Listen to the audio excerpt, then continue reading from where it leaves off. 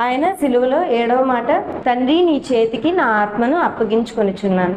ఎందుకు తండ్రికి అప్పగించారంటే తండ్రే మనకి మన ఆత్మను పెట్టారు. ఇప్పుడు మనం కూడా చనిపోయేటప్పుడు మన ఆత్మను ఎవరికి అప్పగించాలండి? దేవునికి అప్పగించాలి. దేవుడు మన ఆత్మని మనలో ఎలా పెట్టాడు? నిష్కల్మషమైనదిగా, దోషము లేనిదిగా, పాపము లేనిదిగా, పాపరహితమైనదిగా మన ఆత్మను మనలో పెట్టాడు. మరి మనం తిరిగి ఇచ్చేటప్పుడు ఎలా ఇవ్వాలండి? ఎలా అప్పగించాలండి? అన్ని పాపాలు చేసి మనకు నచ్చినట్టు మనం జీవించి అన్ని అంటించుకొని మలినమైనదిగా అప్పగిస్తే దాన్ని దేవుడు అప్పుకుంటారండి? తీసుకోరు.